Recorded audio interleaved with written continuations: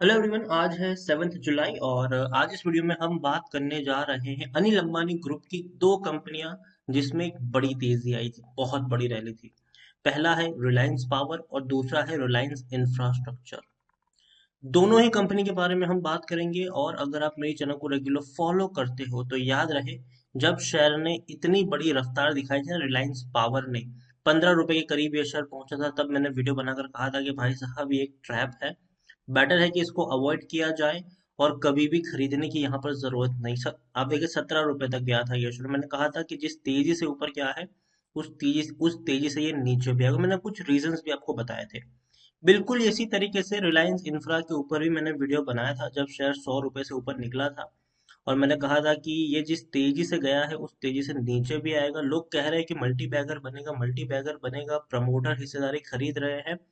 तो उसके बारे में भी हम बातचीत करेंगे, लेकिन उससे पहले अगर आपने अभी तक चैनल को सब्सक्राइब नहीं किया है तो प्लीज अभी इसे सब्सक्राइब कर लीजिए, क्योंकि आगे भी बहुत सारे वीडियोस हैं जो आपको काफी ज्यादा हेल्प करेंगे।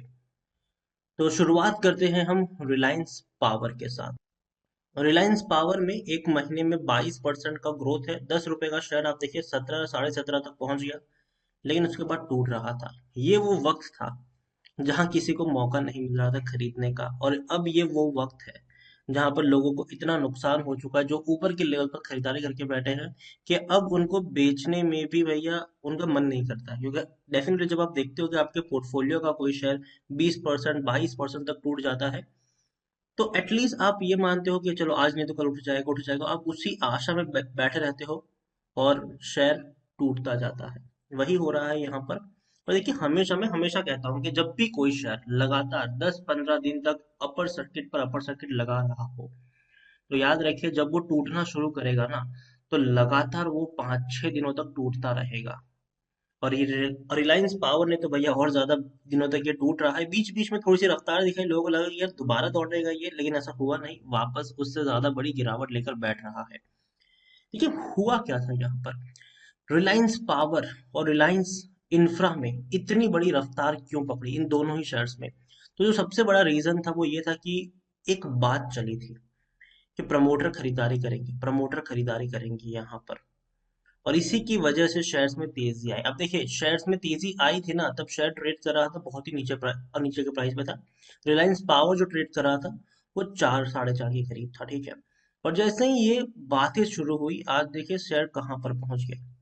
अब आप मान के चलिए कि मान लीजिए कि कोई प्रमोटर है, मतलब इसी कंपनी के, मतलब रिलायंस के प्रमोटर है, ठीक है।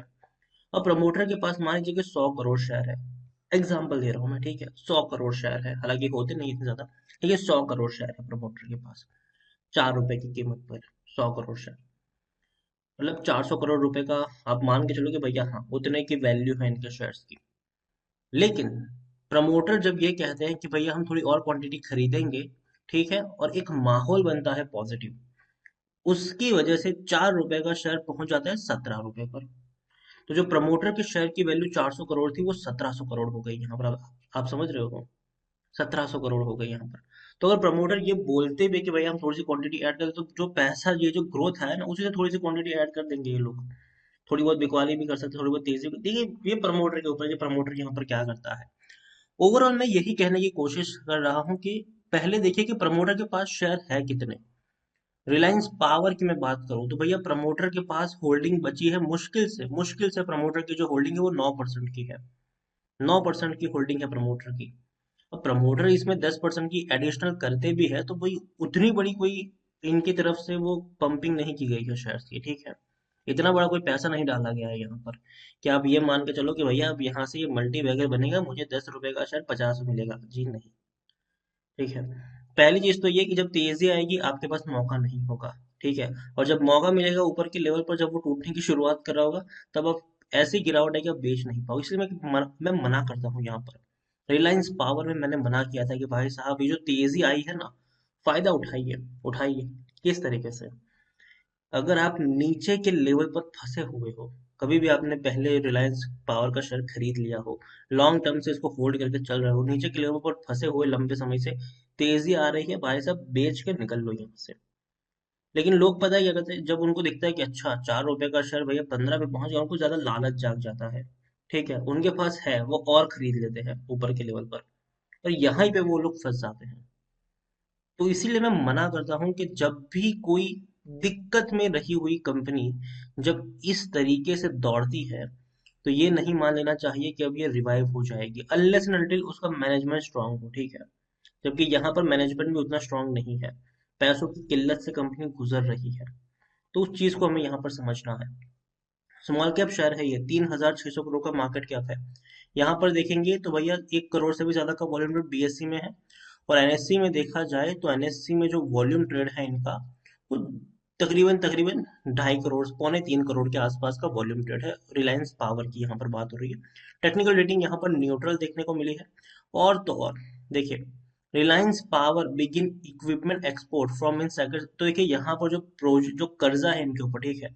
तो कर्जे को चुकाने के लिए उन लोगों ने क्या किया कि जो अप, अपनी जो कंपनी थी, ठीक है, समल कोट प्रोजेक्ट करके जो उनकी कंपनी थी, वहां से जो इक्विपमेंट थे उसको भैया अभी एक्सपोर्ट कर, मतलब बेच रहे हैं कंपनी को, कि ठीक है भैया आप हमारे इक्विपमेंट ले लो और जो कर्जा है उसको हम थोड़ा बहुत कट कर देते हैं।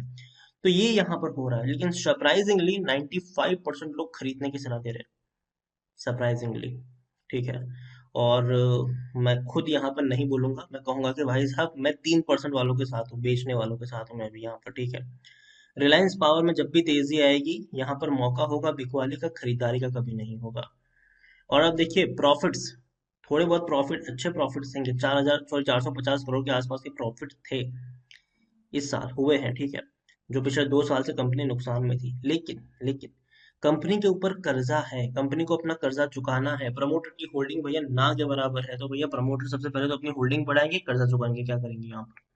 दिक्कत है रिलायंस पावर में, बिल्कुल उस तरीके से रिलायंस इंफ्रास्ट्रक्चर भी 105 पे पहुंचा था, ठीक है।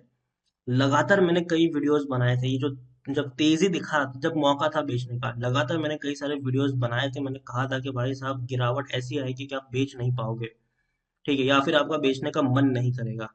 एक साल में अगर हम देखें तो पिछले एक साल में 113% का ग्रोथ है, और ऐसा नहीं कि इससे पहले ऐसी कोई तेजी नहीं आई। रिलायंस पावर और रिलायंस इंफ्रा, इवन रिलायंस के सभी शेयर्स में, अनिल अंबानी ग्रुप की, इस तरीके की तेजी बार बार देखने को मिली है। पिछले 3 साल का अगर हम ग्राफ देखें तो तेजी आई है इस तरीके की, लेकिन इस तरीके इतनी बड़ी नहीं आई थी। लेकिन बीच बीच में तेजी आई जरूर थी, लेकिन जितनी तेजी आई उतनी वापस से यहाँ पर गिरावट भी देखने को मिल चुकी है। स्मॉल कैप शेयर, 2,000 करोड़ का मार्केट कैप रखने वाला शेयर अगर आपको 100 रुपए में मिल रहा है, वो भी अनिल अंबानी ग्रुप का, तो भाई साहब मेरे हिसाब से वो बहुत ही ज्यादा, और बहुत ही ज्यादा महंगा मैं मान के चलूंगा इसको। यहाँ पर अगर हम देखें तो प्रमोटर के पास सिर्फ 5% की होल्डिंग है, 5% की होल्डिंग। एफआईज बेच रहे हैं, म्यूचुअल फंड के पास कुछ नहीं, इंश्योरेंस कंपनी के पास छोटी सी होल्डिंग 4.77, भैया वो फंस चुके हैं यहाँ पर, ठीक है, और वो फंसे रहेंगे। एच डी एफ सी भी यहाँ पर 8% की होल्डिंग है, लेकिन एच डी एफ सी क्या कर रही है, अगर आपने अगर नोटिस किया हो पिछले कुछ महीनों में, तो रिलायंस पावर में और रिलायंस इंफ्रा में एच डी एफ सी ने ऊपर के लेवल पर बिकवाली करी है, ठीक है। नीच और एच डी एफ सी की जो बाइंग थी ना, ये जो आपको देखने को मिल रही है 8% के आसपास की, और रिलायंस पावर में तकरीबन 5% की है, वो बहुत ही नीचे के लेवल पर है, नीचे के लेवल पर। तो एच डी एफ सी क्या करती है, थोड़ी बहुत भी तेजी आती है तो भैया वो बेच देते हैं, ठीक है, थोड़ी बहुत तेजी में ये लोग बेच देते हैं होल्डिंग अपनी। अच्छी इनकी रेटिंग नहीं, मतलब न्यूट्रल क्या आप कह सकते हो। और सरप्राइजिंगली यहाँ पर 81% लोग खरीदने की बात करो, 11% लोग होल्ड, मतलब 92% लोगों का पॉजिटिव व्यू है, according to Moneycontrol user, जिसके साथ मैं दोबारा अगेन मैं अग्री नहीं करता हूँ। मुझे लगता है कि अभी तो और गिरावट आनी बाकी है यहाँ पर। यहाँ पर आप देखिए रेवेन्यू में लगातार गिरावट हमें देखने को मिल रही है। प्रॉफिट्स अगर हम देखने जाए तो इनके प्रॉफिट्स भी अगर हम देखें तो कुछ कुछ खास अच्छे प्रॉफिट्स नहीं, बल्कि नुकसान में ही देखने को मिल रही है कंपनी। प्रमोटर की जो 5% की जो होल्डिंग है ना, यहाँ पर अगर आप देखो कि 5% की प्रमोटर की होल्डिंग है, उस 5% में भी 94% की होल्डिंग गिरी हुई है, मतलब प्रमोटर के पास कुछ भी नहीं है, कुछ भी प्रमोटर के पास नहीं है। प्रमोटर कहते हैं कि हाँ हम अपनी होल्डिंग बढ़ाएंगे, तो भैया सबसे पहले तो आप जो अपनी गिरवी रखी हुई होल्डिंग पहले उसको छुड़ा लो, ठीक है। आप देखिए रिलायंस इंफ्रा में 5% की होल्डिंग, उसमें भी 94% की होल्डिंग तो गिरवी पड़ी है इनकी, ठीक है। उसी तरीके से अगर हम रिलायंस पावर की बात करने जाए, तो रिलायंस पावर में उनके पास 9% की होल्डिंग, उसमें भी 17 से 18% की होल्डिंग गिरवी पड़ी है इनकी। तो मेरे हिसाब से अभी चाहे कुछ भी हो जाए, ठीक है, जो न्यूज के ऊपर ये शेयर ट्रेड कर रहा है, और भाई साहब काफी ज्यादा वॉलेटाइल ये शेयर है, मेरी तरफ से, मेरे हिसाब से दोनों ही शेयर्स को अवॉइड करना चाहिए। जब भी रैली बनेगी मेरे हिसाब से बिकवाली का मौका होगा, खरीदारी का कभी भी यहाँ पर मौका नहीं होगा, क्योंकि हर एक बड़ी रफ्तार के बाद उतनी ही ज्यादा तेजी से आपको ये नीचे भी फेंक देगा, याद रखिए इस चीज को। Reliance infra, Reliance power avoid करने की सलाह है। पोजीशन यहाँ पर अभी फिलहाल में नहीं लेनी चाहिए जब तक सिचुएशन बेहतर नहीं होती, ठीक है, बेहतर नहीं होती। तो वीडियो को यहीं पे एंड करूंगा। पसंद आया हो तो लाइक करो, शेयर करो। चैनल पर अगर आप पहली बार आए हैं तो प्लीज सब्सक्राइब करो। रिलायंस इंफ्रास्ट्रक्चर और रिलायंस पावर दोनों के बारे में आप क्या सोचते हैं वो भी आप मुझे कमेंट में लिखकर बता सकते हैं। Thank you.